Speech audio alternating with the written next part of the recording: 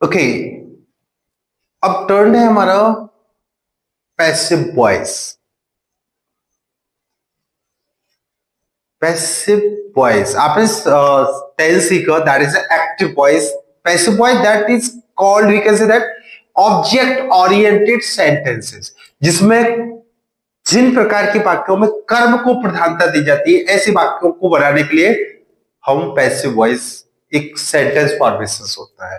Passive voice का ये पूरा कंप्लीट नोट्स हमने कंप्लीट करा है आप लोग के लिए। ये आपको पीडीएफ हम आपके साथ शेयर करेंगे और आप इसके थ्रू नोट्स है, आपको नोट्स बनाने की जरूरत नहीं है। आप बस पैसिव वॉइस क्या है, इसकी जरूरत क्यों पड़े,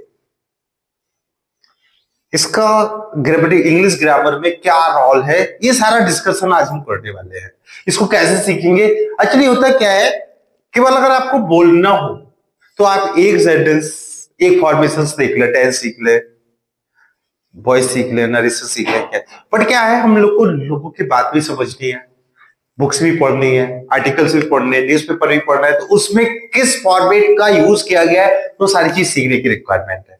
तो अब हम ग्रामेटिकल पार्ट का जो एक हिस्सा है पैसिव वॉइस, उस पर डिस्कस कर रहे हैं। पैसिव वॉइस होता क्या है, कंप्लीट नोट्स मैंने आपके लिए प्रिपेयर किए हुए हैं और ये आपको हम आपके साथ शेयर कर देंगे।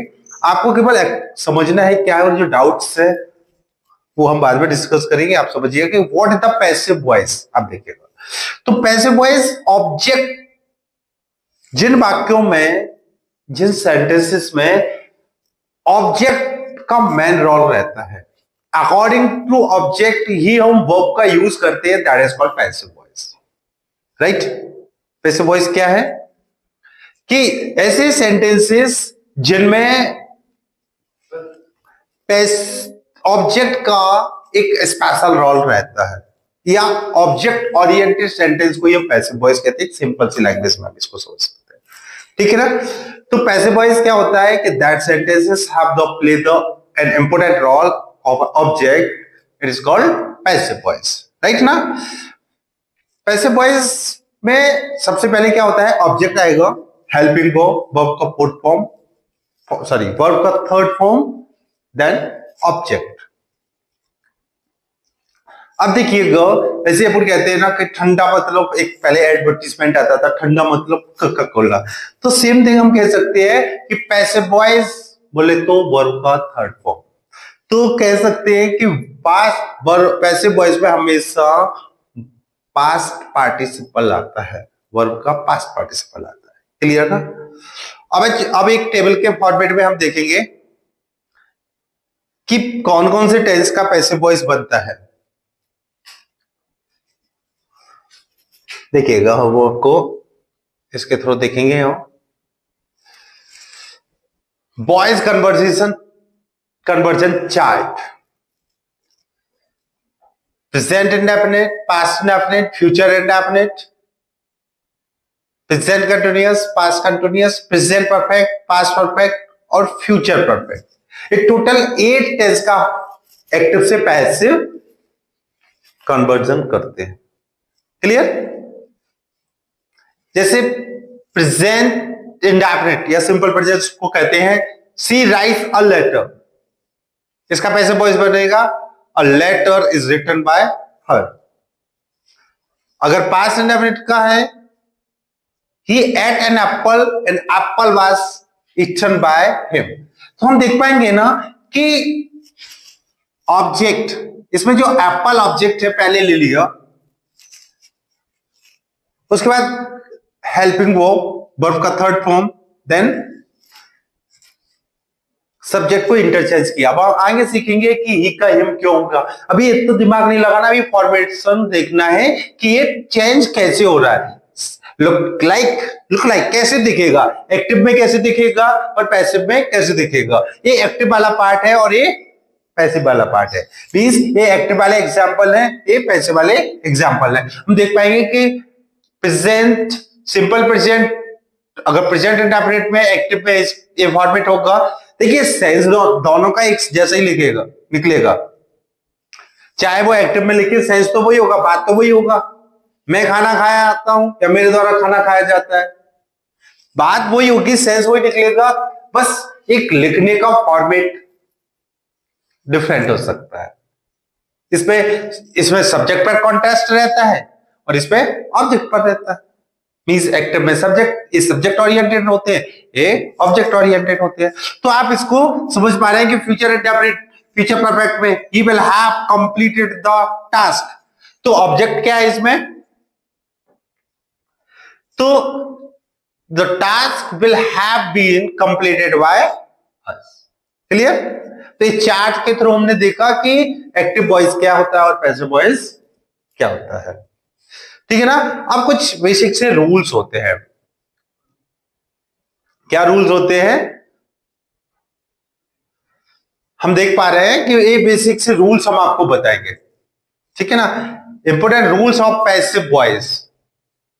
एक्टिव से पैसिव वॉइस के रूल्स क्या होते हैं आप समझिएगा। सबसे पहले सब्जेक्ट का रूल, सब्जेक्ट और ऑब्जेक्ट को, इसमें होता क्या है? इसमें होता क्या है?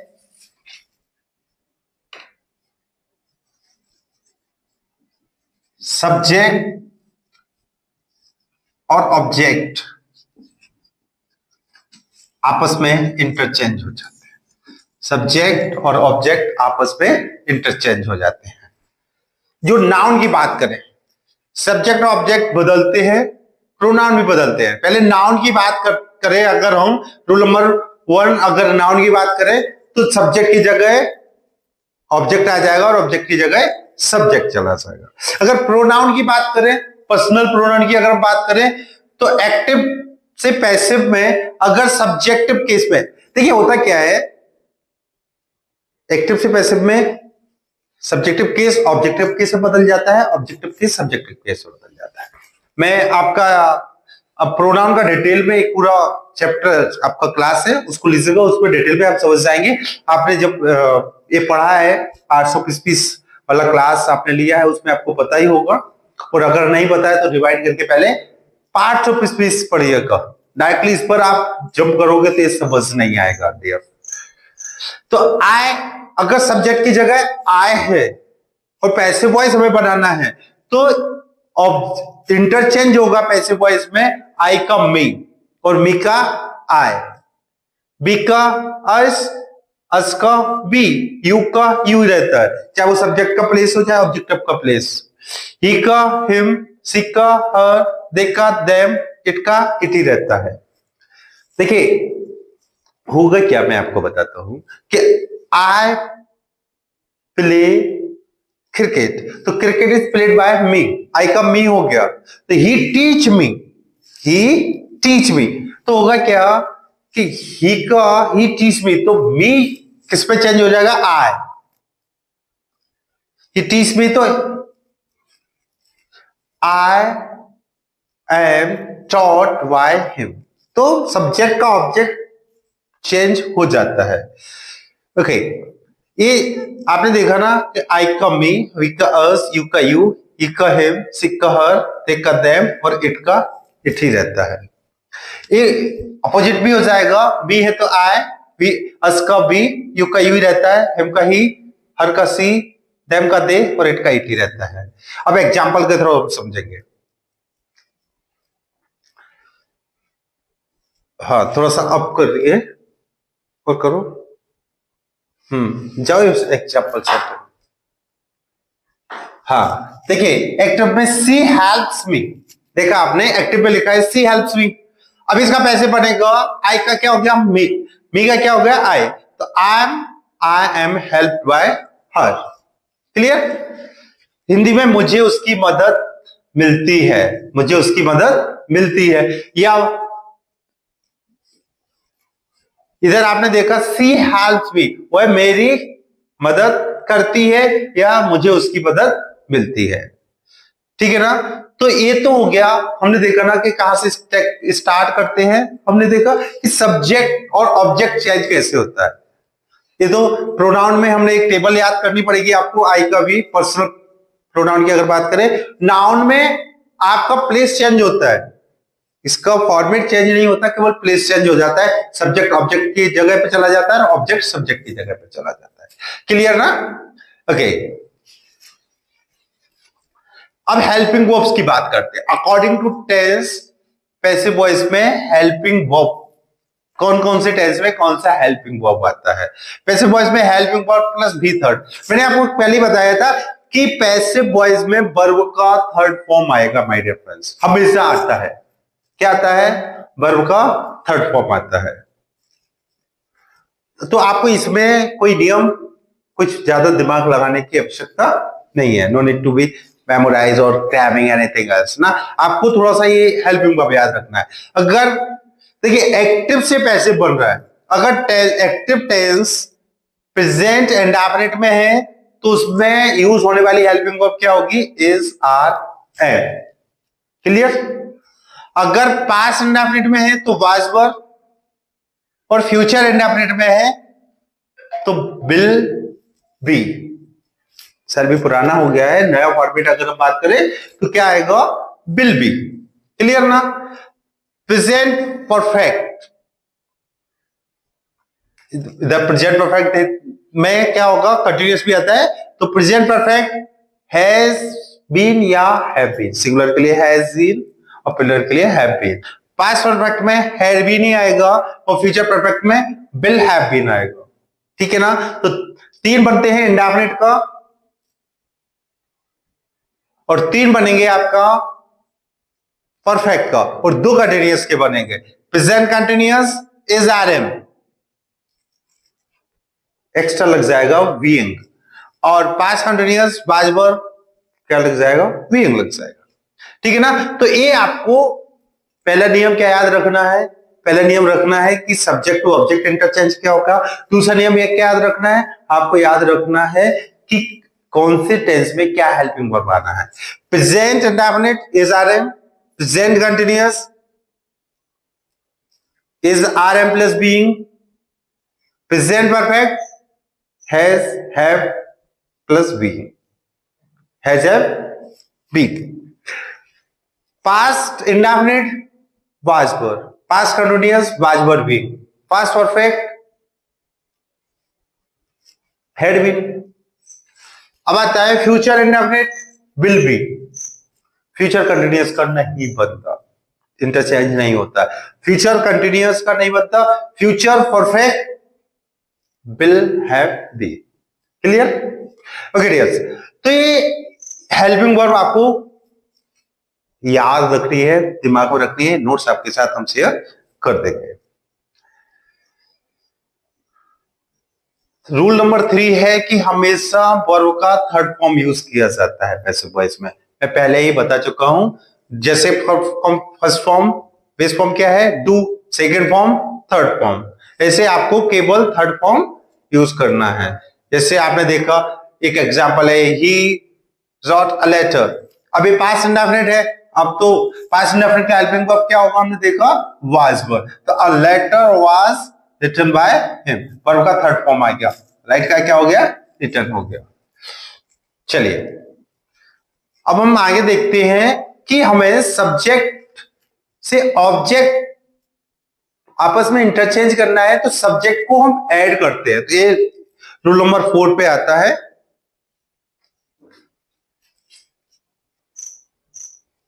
ओके, अब रूल नंबर 4 आता है हमारा कि by, use of by, preposition का यूज कब कैसे क्या करना है। तो इसमें देखा है कि जो कर्ता होता है, जो डूअर होता है, उसको चेंज कर दिया गया। किसके प्लेस पे लेके आ गए? ऑब्जेक्ट वाले प्लेस पर आ गए।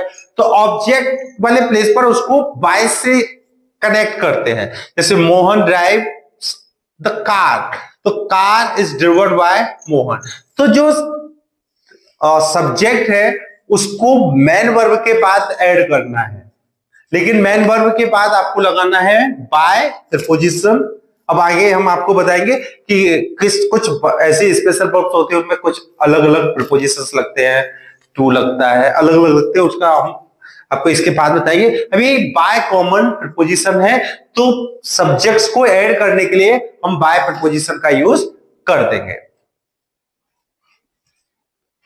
अगर कभी कभार क्या होता है, अंडरस्टैंडिंग सब्जेक्ट होता है कि the police arrested the thief, तो अरेस्ट करने का काम किसका रहता है? पुलिस का रहता है। तो क्या उसमें क्या कर देंगे कि थीफ बाय अरेस्टेड, तो आपको बाय पुलिस लगाने की आवश्यकता नहीं है। ऐसे ही अगर कर्ता जरूरी नहीं है या अननोन है तो बाय हटाया जा सकता है, बाय की जरूरत लगाने की जरूरत नहीं है। या थीफ वाज कॉट, चोर पकड़ा गया, अब किसी ने तो पकड़ा ही है, तो यहाँ पे बाय समवन या बाय नहीं लगता है। काम पे कुछ नियम है कि जहां पर आपको सब्जेक्ट जोड़ने की जरूरत नहीं है। जैसे जितने भी इंडेफिनिट प्रोनाउन होते हैं, प्रोनाउन आपने लास्ट क्लासेस में पढ़े हैं कि someone, no one, everybody, somebody, nobody, तो ये सारी चीजें आपकी पैसिव वॉइस में हम इनको नहीं लगाते, हम जब इनको यूज नहीं करते तो बाय लगाने की जरूरत नहीं पड़ती है। कुछ वर्ब हमेशा प्रीपोजिशन के साथ आते हैं, मैंने आपको बताया, जैसे लुक के साथ एट आता है। कुछ वर्ब्स हमेशा प्रीपोजिशन के साथ आते हैं, फिक्स प्रीपोजिशन है। जैसे लुक के साथ she looked at the painting, the painting was looked at. अब जो प्रीपोजिशन है लुक एट, टॉक्ड अबाउट, तो ये ऑलरेडी जो सेकेंड प्रपोजिशन लग रहा है, जो फर्स्ट प्रपोजिशन बाय लग रहा है, तो उसमें चेंजमेंट नहीं होगा, वो लगेगा ही। जैसे सी लुक्ड एट द पेंटिंग, वह पेंटिंग को लुक एट मतलब टकटकी लगाकर देखा, उसने देखा, लुक एट उस पर देख रहा था, तो क्या the painting was looked at, तो ये लुक्ड एट का लुक्ड एट ही रहा, एट नहीं रहा, वाई हमारा सी के लिए लग गया, वाई। We talk about the issue, तो the issue is talked about by us, we का अस हो गया। ओके, तो पेंटिंग को देखा गया, मुझे मुद्दे पर चर्चा की जाती है। अब आता है rule number 6, passive not possible with intransitive verbs. अब इसका मतलब क्या हुआ? पैसिव वॉइस इंट्रांजिटिव वर्ब्स का नहीं बनता। अब आप कहेंगे भाई इंट्रांजिटिव वर्ब्स क्या होता है? तो इंट्रांजिटिव वर्ब्स क्या होता है, उसके लिए आपको वर्ब वाला क्लास लेना पड़ेगा आपको।